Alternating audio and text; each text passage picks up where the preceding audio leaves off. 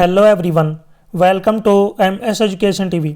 इस वीडियो में आपको क्लास 11th केमिस्ट्री का कंप्लीट सॉल्यूशन देखने को मिलेगा। यदि आपको और भी सब्जेक्ट के सॉल्व क्वेश्चन पेपर या फिर इंपॉर्टेंट क्वेश्चन की वीडियो देखनी है तो मेरे यूट्यूब चैनल के ऊपर जाके देख सकते हैं। यदि आपको पीडीएफ डाउनलोड करनी है तो डायरेक्ट गूगल के ऊपर टाइप कर सकते हैं www.mseducationtv.com। फर्स्ट क्वेश्चन देखिए, how many significant figures are present in 0.0025। यहाँ पे आपको जो है सिग्निफिकेंट फिगर बताना है, तो इसका राइट आंसर हो जाएगा 2। इसके अंदर जो है 2 सिग्निफिकेंट फिगर हैं। Question 2, how many unpaired electrons are present in chromium. कितने जो है यहाँ पे अनपेयर्ड इलेक्ट्रॉन प्रेजेंट होते हैं क्रोमियम के अंदर, तो ये होते हैं 6 unpaired electrons, B option right. Question 3, among halogens the correct order of amount of energy released during the gain of electron is. तो यहाँ पे जब अमाउंट ऑफ एनर्जी कितनी रिलीज होगी जब इलेक्ट्रॉन गेन करेंगे तो हैलोजन के अंदर, तो इसका जो राइट आंसर क्या हो जाएगा, सी ऑप्शन। एफ जो है लेस देन है सी एल से, लेकिन सी एल जो है ग्रेटर देन है बी आर से, और बी आर जो ग्रेटर देन है वो किससे है, आई से। Question 4, which among the following are diamagnetic. इनमें से जो है कौन सा जो है डायमैग्नेटिक है, तो इसका राइट आंसर है O2 2 negative, D option right. Question 5, what is the molar mass of H2O। H2O का जो है मोलर मास बताना है, तो हाइड्रोजन का होता है 1, लेकिन यहाँ पे हाइड्रोजन कितने हैं, 2 से मल्टीप्लाई करेंगे। प्लस में ऑक्सीजन का होता है 16, तो यहाँ पे जो है इसका टोटल जो है मोलर मास आ जाएगा। टोटल मोलर मास कितना आ जाएगा, 18 ग्राम पर मोल। तो क्वेश्चन नंबर 5 में बी ऑप्शन राइट है। Question 6, for the process to occur under adiabatic conductions the correct condition is. तो इसमें जो करेक्ट कंडीशन होगी, इसमें जो क्यू होगा वो क्या हो जाएगा, 0, C option right. Question 7, find the oxidation number of iron. Iron का मतलब क्या है, Fe। Fe का जो ऑक्सीडेशन नंबर निकालना है K4FeCN6 में। तो देखिए K4, K का जो है यहाँ पे आपको जो है होता है कितना, 1, लेकिन 4 है तो 4 से मल्टीप्लाई करेंगे। प्लस में Fe आयरन का हमें निकालना है, इसको मान लिया हमने x। प्लस में Cn का जो होता है वो होता है -1, लेकिन ये 6 है तो मल्टीप्लाई में कितना करना पड़ेगा, 6 = 0। अब सोल्व कर लेते हैं, 4 प्लस में x, 6 की -1 से मल्टीप्लाई -6। अब यहाँ पे 4 प्लस का 6 माइनस का, तो माइनस का 2 बचेगा। माइनस का 2 इधर जो है आगे जाके किसका हो जाएगा, प्लस का 2। तो इसका जो ऑक्सीडेशन नंबर आएगा आयरन का, कितना आ जाएगा, +2। तो क्वेश्चन नंबर 7 का राइट आंसर हो जाएगा A option. Question 8, an electrophilic reagent is. तो इसका राइट आंसर क्या हो जाएगा यहाँ पे, electron deficient species, A option right. Question 9, delta U of combustion of methane is -x kilo joule per mole the value of delta H. यहाँ पे delta H की वैल्यू बतानी है, तो इसका राइट आंसर क्या हो जाएगा, less than delta U, C option right. Question 10, arrange the following in decreasing order of their boiling point. यहाँ पे आपको जो इनको डिक्रीजिंग ऑर्डर में जो है जचाना है बॉइलिंग पॉइंट के अकॉर्डिंग। दे रखा है N ब्यूटेन, N पेंटेन और 2 मिथाइल ब्यूटेन। तो डिक्रीजिंग ऑर्डर का मतलब क्या है कि सबसे पहले सबसे ज़्यादा वाला लेना हमें। तो सबसे ज़्यादा देखिए यहाँ पे जो होता है, ये होता है सबसे ज़्यादा अपना 2, यानी कि क्वेश्चन नंबर जो 10 है इसमें जो सबसे पहला आएगा 2 मिथाइल ब्यूटेन, फिर N ब्यूटेन और लास्ट में आएगा N पेंटेन। तो इसमें जो क्वेश्चन नंबर 10 है इसका सी ऑप्शन राइट होगा। नेक्स्ट है question 11, magnetic quantum number for the valence electron of potassium is. तो यहाँ पे जो है कितना हो जाएगा, इसका राइट आंसर है 0। Question 12, the shape of carbocation का जो है यहाँ पे आपको कार्बोकेटाइन का जो है यहाँ पे आपको शेप बतानी है, तो इसका राइट आंसर हो जाएगा पोलर। नेक्स्ट है, देखिए यहाँ पे जो है कार्बोकेशन है। नेक्स्ट है question 13, how many molecules of water are present in 0.01 mole of it. आपको जो बताना है कितने जो है मोलिक्यूल वाटर के प्रेजेंट होंगे किसके अंदर, इतने के अंदर, 0.01 मोल के अंदर। तो इसका राइट आंसर कितना हो जाएगा, 6.022 मल्टीप्लाई में 10⁻21। Question 14, how many hydrogen bonded water molecules are associated with CuSO4.5H2O। तो इसका राइट आंसर कितना हो जाएगा, 1, ए ऑप्शन राइट है। नेक्स्ट चलते हैं, यहाँ पे देखिए क्वेश्चन 15 to 18 यहाँ पे जो स्टेटमेंट के क्वेश्चन दे रखे हैं, रीजन और असर्शन टाइप के क्वेश्चन दे रखे हैं। ये आपको ए ऑप्शन तभी सिलेक्ट करना है जब असर्शन और रीजन दोनों सही हो, और रीजन जो है करेक्ट एक्सप्लेनेशन हो असर्शन की। बी ऑप्शन आपको तब सिलेक्ट करना जब असर्शन और रीजन सही है लेकिन रीजन जो है करेक्ट एक्सप्लेनेशन नहीं है असर्शन की। सी ऑप्शन आपको तब सिलेक्ट करना जब असर्शन तो सही है लेकिन रीजन गलत है। डी ऑप्शन आपको तब सिलेक्ट करना जब असर्शन गलत है लेकिन रीजन क्या है, सही। अब चलते हैं, देखिए यहाँ पे असर्शन दे रखा है क्वेश्चन नंबर 15 के अंदर, a substance which gets reduced can act as the reducing agent. तो इसमें जो पहली स्टेटमेंट है अपना जो असर्शन है ये क्या है, गलत है, फॉल्स। नेक्स्ट यहाँ पे अगर रीजन की बात करें तो रीजन दे रखा है कि an oxidizing agent itself get reduced. दूसरी जो स्टेटमेंट ये क्या है, ट्रू।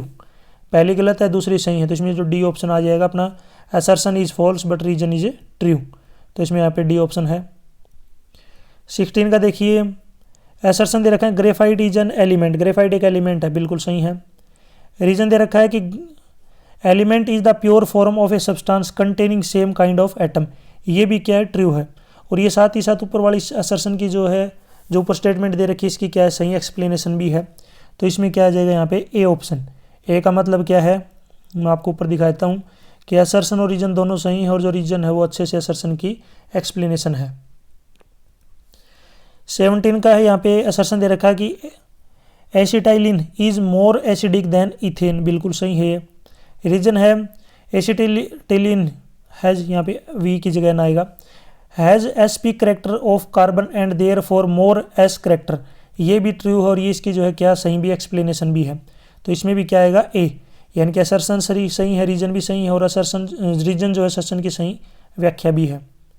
18 में देखिए, dipole moment of cis isomer is less than the trans isomer, पहली स्टेटमेंट तो क्या हो गई, गलत, फॉल्स है। रीजन है कि cis and trans are geometrical isomers, reason जो है ये बिल्कुल क्या है, सही है, ट्रू। तो असर्शन गलत हो गया, रीजन सही हो गया, तो इसमें डी ऑप्शन आएगा जिसमें असर्शन गलत होता है। मैं आपको ऊपर दिखा भी देता हूँ, असर्शन गलत और रीजन क्या हो, सही। सेक्शन बी स्टार्ट हो गया यहाँ पे क्वेश्चन नंबर 19 में पहला, what is the lowest value of n that allows g orbital to exist, तो यहाँ पे जो एन की वैल्यू कितनी आ जाएगी, 5। बी पार्ट है, how many electrons in an atom may have the following quantum numbers, यहाँ पे दे रखा है तो इसमें जो है कितना आ जाएगा, 16 इलेक्ट्रॉन, यहाँ पे वैल्यू दे रखी है।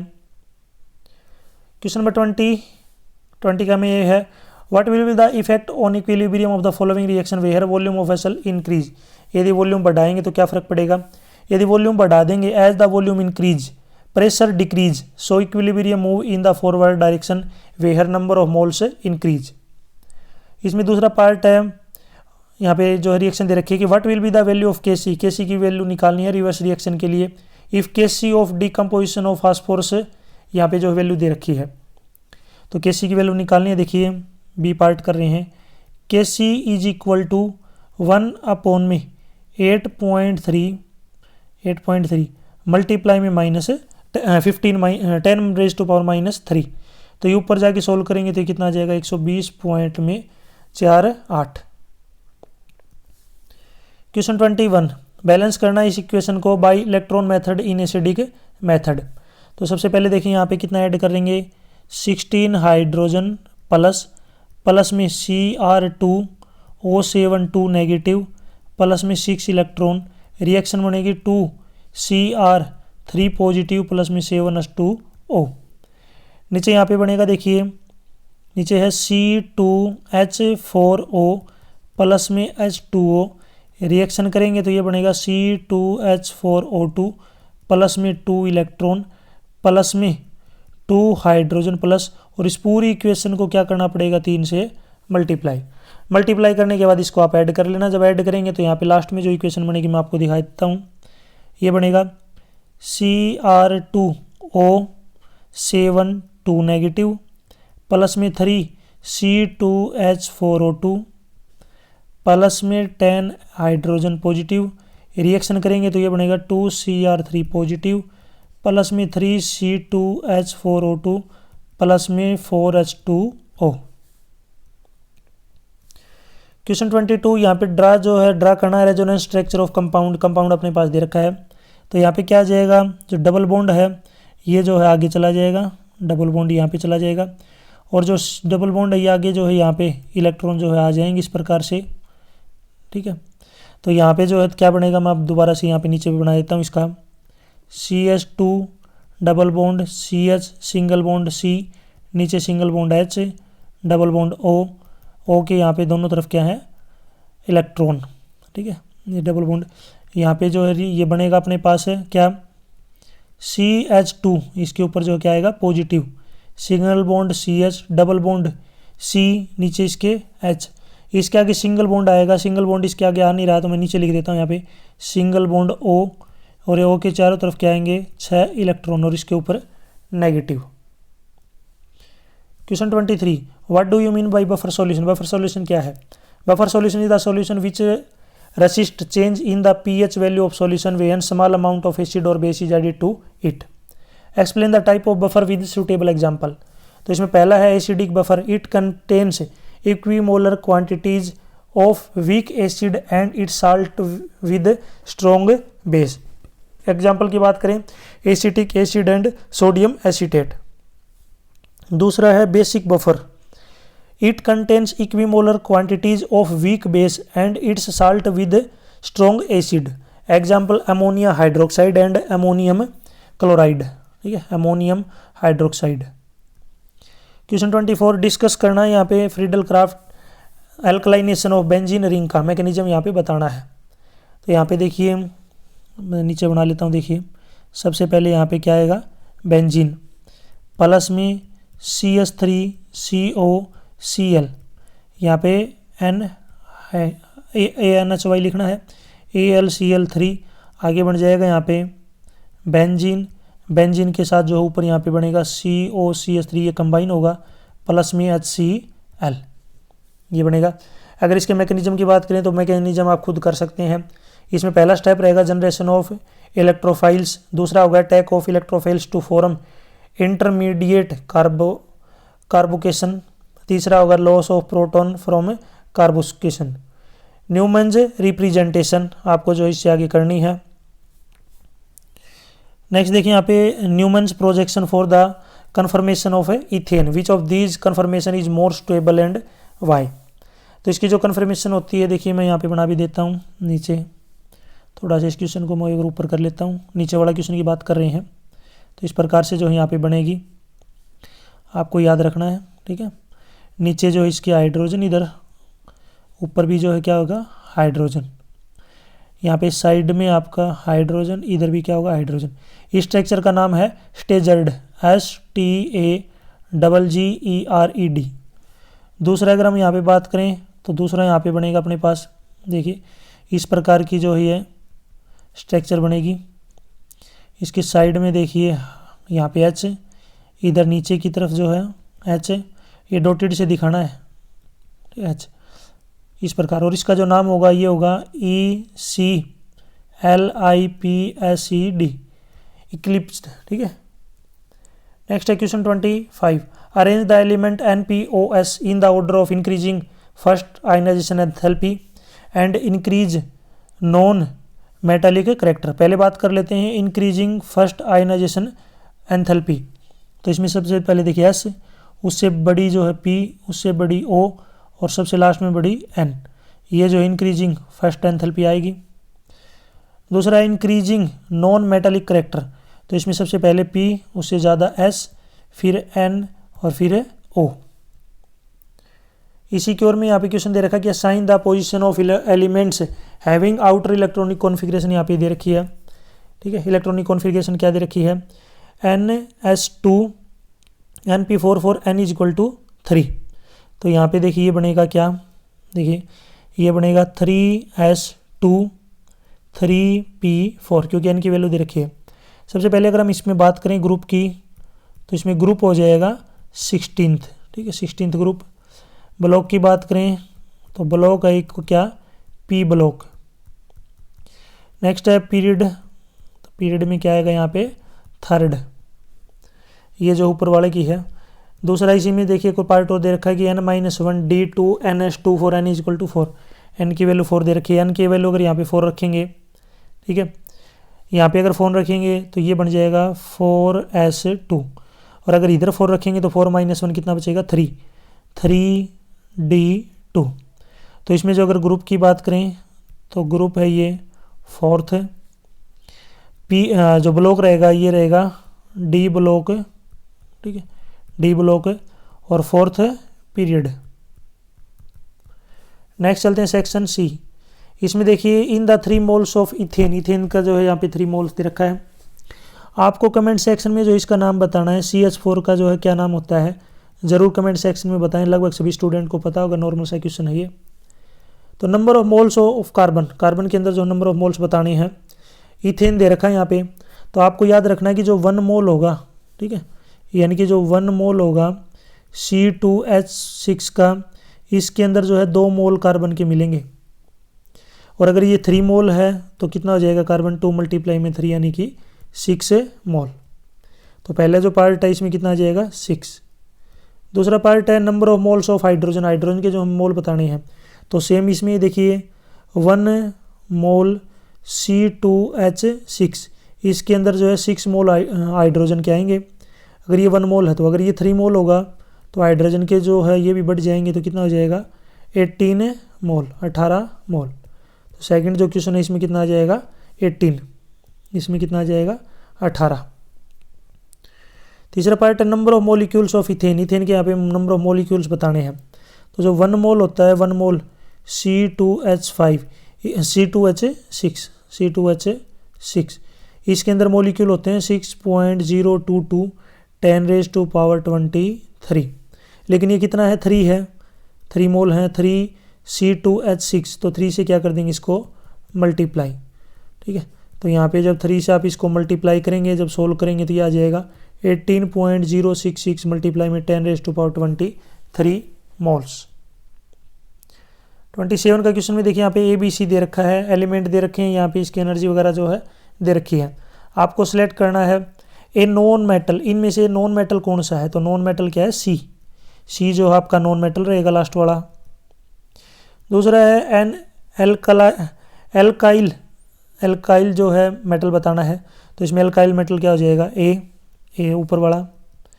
नेक्स्ट अगर हम बात करें यहाँ पे एन एल्कलाइन अर्थ मेटल कौन सा होगा, तो ये होगा बी, ये वाला। क्वेश्चन 28 देखिए यहाँ पे enthalpy and entropy change of reaction are 40.63 kilo joule per mole and 108.8 joule kilo joule mole respectively. Predict the feasibility of reaction at 27 degree Celsius.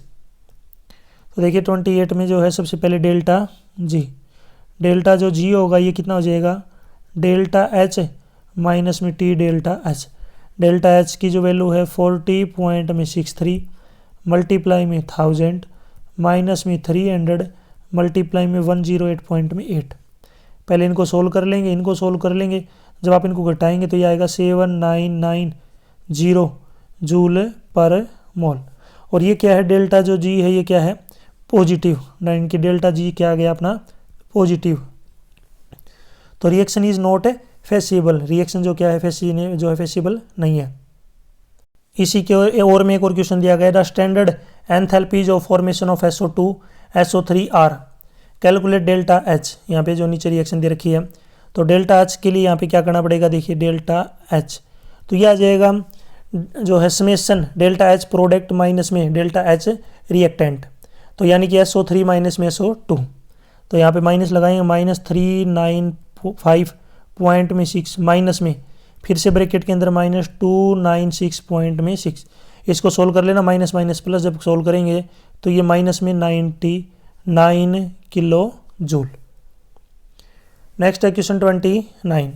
यहाँ पे दे रखा है देखिए 0.3780 gram of an organic compound gave 0.5740 gram of silver chloride in the जो है serious estimation. Calculate percentage करनी है chlorine की कंपाउंड के अंदर। तो AgCl यह जो है ट्रिपल बॉन्ड Cl यानी कि 108 प्लस में 35.5 आगे जो है 35.5 नीचे यहाँ पे 143.5 35.5। अब यहाँ पे परसेंटेज निकालनी है Cl की, तो परसेंटेज Cl तो ये कितना आ जाएगा 35.5 डिवाइड में 143.5 मल्टीप्लाई में क्या लेंगे अमाउंट ऑफ AgCl फॉर्म्ड। तो अमाउंट कितनी है 0.5740 डिवाइड में वेट ऑफ ऑर्गेनिक कंपाउंड का वेट कितना यहाँ पे स्टार्टिंग में दे रखा है 0.3780 और परसेंटेज में कन्वर्ट करने के लिए मल्टीप्लाई में 100। तो इसको सोल्व कर लेना, सोल्व करेंगे तो 37.57% आएगा। दूसरा पार्ट इसका what is principle of paper chromatography. तो इसका आंसर है paper chromatography is a type of partition chromatography which is based upon the differences in the tendencies of substance to distribute between two phases। इसी की ओर में question है कि what explain the term inductive effect and electromeric effect with suitable example. तो देखिए the process of displacement of electrons among the saturated carbon chain due to presence of polar covalent bond at one end of the chain is called inductive efficient, ठीक है, inductive effect sorry। It is two type positive I effect negative I effect। Positive I effect का example है CH3 C2H5 और negative का है NO2 CN और X। Next है electromeric effect. Electromeric effect is the complete transfer of shared electron of pi electrons to one of the atom joined by the multiple bond। It is two type positive E effect negative E effect। Question 30 calculate the pH। यहाँ पे जो इसकी pH value निकालनी है। What is the conjugate base H2O, ठीक है। तो यहाँ पे अगर हम बात करें, देखिए करते हैं स्टार्ट इसको। पहला कैलकुलेट करना pH वैल्यू इसके लिए। तो यहाँ पे जो रिएक्शन बनेगी ये बनेगी NaOH यानी कि Na पॉजिटिव प्लस में OH नेगेटिव और ये है 0.01 मोल और ये 0.01 मोल। अब देखिए KW अगर आपको निकालना है तो ये आ जाएगा H positive into OH negative is equal to 10⁻⁻14। अब OH नेगेटिव की वैल्यू अपने पास दे रखी है, कितनी है 0.01 और इसके लिए निकालने के लिए यानी कि H पॉजिटिव अगर आपको निकालना है तो ये आएगा 10⁻⁻14 डिवाइड में 0.01 मल्टीप्लाई में 100 यानी कि 10⁻⁻12। तो इसमें जो pH होगा इसमें तो pH ये आ जाएगा -log H पॉजिटिव और यहाँ पे H की वैल्यू हमने निकाल ली है -log 10⁻⁻12 -12 आ गया कि माइनस से मल्टीप्लाई हो जाएगा तो कितना आ जाएगा 12। What will the conjugate base of HSO4। इसका जो है कंजुगेट बेस बताना है तो SO4 नेगेटिव। सेक्शन डी यहाँ पे देखिए केस स्टडी बेस्ड टाइप के जो क्वेश्चन दे रखे हैं, इसको आराम से जो पैसेज एक्सट्रैक्ट इसको पढ़ लीजिए। इससे रिलेटेड जो क्वेश्चन पूछे इनको डिस्कस कर लेते हैं। When a reaction is carried out at constant volume the heat involved at calculate enthalpy calculate करनी है। तो यहाँ पे जो रिएक्शन दे रखी है तो delta Ng is equal to 2 - 4 यानी कि -2, delta H is equal to delta U plus में डेल्टा NgRT। डेल्टा जो है U है इसकी वैल्यू मैं यहाँ पे रख लेता हूँ -87.425 मल्टीप्लाई में 1000 प्लस में -2 मल्टीप्लाई में नीचे लिख लेता हूँ 8.314 और मल्टीप्लाई में 298। जब सोल्व करेंगे इसको तो ये आएगा -77514.7 जूल। इसी की ओर में एक क्वेश्चन और है। Under what condition heat exchange at constant volume become equal to heat exchange at constant pressure. तो इसमें जो है यहाँ पे क्या होगा, जब डेल्टा V अगर 0 होगा तो क्या हो जाएगा, then delta H is equal to delta U। Next है बी पार्ट। यहाँ पे देखिए for which of the following reaction, यानी कौन सी रिएक्शन के लिए यहाँ पे पूछा है। तो इसमें जो है पहली और तीसरी के लिए आ जाएगा, क्योंकि पहली और तीसरी में जो क्या होगा डेल्टा, पहली में अगर हम बात करें देखिए पहली में डेल्टा Ng क्या हो जाएगा 1 - 3 यानी कि -2। तो डेल्टा H डेल्टा U यानी कि डेल्टा H जो है ये लेस देन है डेल्टा U के पहले वाले में। दूसरे वाले में जो है यहाँ पे डेल्टा H बराबर है delta U, delta H equal to delta U। और लास्ट वाले में delta H greater than delta U. तो इसमें जो है अपना राइट आंसर क्या हो जाएगा, पहला और तीसरा। फिर से यहाँ पे एक और जो है अपने पास दे रखा है केस स्टडी टाइप का क्वेश्चन। पहला जो इसका यूपीसी नेम लिखना है, तो इसका यूपीसी नेम बनेगा 3 कीटो 2 मिथाइल हेक्स, आगे 4EN1AL। ठीक है, इसकी नंबरिंग आप जो है करेंगे तो 1, फिर यहाँ पे 2 3 4 5 और 6। Question 33A part. A golf ball has a mass of 40 gram and a speed of 45 metre per second. If the speed can be measured with accuracy of 2%, calculate the uncertainly in position. तो इसमें देखिए यहाँ पे इसका जो formula बनेगा ये बनेगा, पहले देखिए डेल्टा वी बराबर है 45 मल्टीप्लाई में 2 डिवाइड में 100 इज इक्वल टू 0.9। एम की जो वैल्यू आएगी ये कितनी आएगी 40, क्योंकि ये जो किलोग्राम में कन्वर्ट करना है 40 डिवाइड में 1000। तो यहाँ पे डेल्टा एक्स की वैल्यू निकालनी है। Delta x is equal to h divide में 4 पाई एम डेल्टा वी। तो सारी वैल्यू रख लीजिए यहाँ पे। Delta x is equal to h यानी कि 6.626 मल्टीप्लाई में 10 की पावर -34 डिवाइड में 4 मल्टीप्लाई में पाई 3.14 मल्टीप्लाई में एम 40 मल्टीप्लाई में 10 की पावर -3 मल्टीप्लाई में डेल्टा वी यानी कि 0.9। सोल्व करेंगे तो 1.46 मल्टीप्लाई में 10 raise to power -33 m. What is the two difference between orbit and orbital. तो ऑर्बिट क्या है, it well defined circular path around with electron revolve. Orbital it is the region in space around nucleus we had the probability to find electron is maximum. दूसरा अगर हम बात करें orbit represent polar motion, orbital 3 dimensional motion of electron.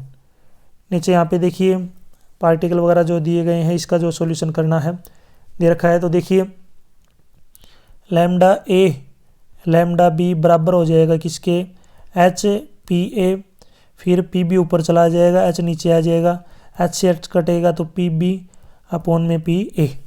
तो यहाँ पे क्या हो रहा है, हाफ की बात की जा रही है। तो यहाँ पे क्या आ जाएगा, जो पी बी होगा वो पी ए का क्या है, आधा। ठीक है, पी ए का आधा। तो यहाँ पे वैल्यू रख लेते हैं। जब यहाँ पे वैल्यू रखेंगे पी बी की वैल्यू, तो जब सोल्व करेंगे तो कितना आ जाएगा 1/2 1/2 यानी कि 5 मल्टीप्लाई में 10 की power -8 delta B is equal to 1/2। Delta B की यहाँ से वैल्यू निकालेंगे तो कितना आ जाएगा 10 की पावर -7। क्वेश्चन 34 देखिए यहाँ पे सॉल्यूशन से पहले यहाँ पे देखिए 2 डिफरेंस बताने हैं एमिशन और एब्जॉर्प्शन स्पेक्ट्रम के अंदर। एमिशन की बात कर लेते हैं सबसे पहले। Emission spectrum it obtained when radiation emitted by the excited substance are analyzed with the spectroscope. दूसरा है absorption spectrum it is obtained when white light is passed through solution and transmitted light is analyzed through the spectroscope। Next यहाँ पे देखिए इसमें question है describe with the hybridization in case of PCl3। तो इसकी hybridization लिखनी है। Next है वाई BeH मोलिक्यूल है zero dipole moment among BeH hydrogen bond polar. ठीक है, ये लेंथी क्वेश्चन मैं आपको अलग से वीडियो में प्रोवाइड करवाऊंगा। नेक्स्ट यहाँ पे देखिए इन सभी का जो सॉल्यूशन आप देख सकते हैं। नेक्स्ट 35 का क्वेश्चन है। इसमें जो है यहाँ पे शॉर्ट नोट लिखना है इसको, सेबिटर सैंडरसन रिएक्शन, स्वाइड्स रिएक्शन और वुड्स रिएक्शन। ठीक है, यहाँ पे करना है। वैसे मैं यहाँ पे चलो मैं एक बार रिएक्शन आपको बना के दिखाता हूँ। पहले वाले की देखिए, पहले वाले को डिस्कस कर लेते हैं। तो इसका रिएक्शन बनेगा CH2 double bond CH2 plus में H2 रिएक्शन करेंगे तो CH3 CH3। इसमें ऐड करना पड़ेगा Ni और 523 से लेकर 573 केल्विन टेम्परेचर। दूसरा है स्वाइड्स रिएक्शन, तो ये बनेगा 2CH3 CH2Cl प्लस में Hg2F2। रिएक्शन बनेगा 2CH3 CH2F प्लस में Hg2Cl2। थर्ड है वुड्स रिएक्शन, तो वुड्स रिएक्शन क्या है CH3Br प्लस में 2Na प्लस में CH3Br। इसमें जो ऐड करेंगे ड्राई ईथर। तो रिएक्शन बनेगी CH3CH3। नेक्स्ट है इसमें बी पार्ट है, यहाँ पे कर लीजिए, इसका भी जो है IUPAC वगैरह लिखने हैं। कन्वर्ट करना है इथेन को जो है ब्यूटेन के अंदर। यहाँ तक जो वीडियो अपनी कंप्लीट हो चुकी है, वीडियो अच्छी लगी तो उसको लाइक करें, अपने दोस्तों के साथ जरूर शेयर करें। यदि आपको और भी वीडियो देखनी है तो मेरे यूट्यूब चैनल के ऊपर जाके देख सकते हैं। आपको इथेन और ब्यूटेन का जो है फॉर्मूला लिखना है, इनका क्या होता है फॉर्मूला, ज़रूर कमेंट सेक्शन में बताएं। ठीक है, कमेंट सेक्शन में ज़रूर बताएं। साथ ही साथ आपको जो है CH4 का जो है मोलर मास लिखना है, कितना होगा टोटल। Thanks for watching.